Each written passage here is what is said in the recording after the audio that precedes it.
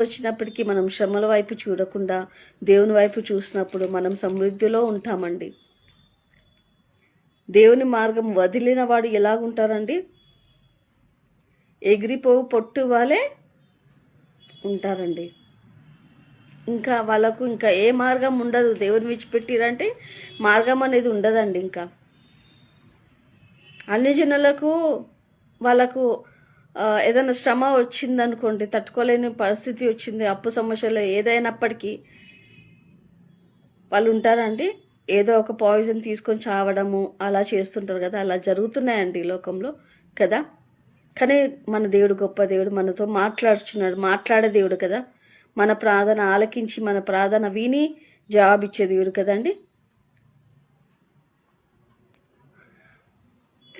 5వ వచనం చూద్దాం. కాబట్టి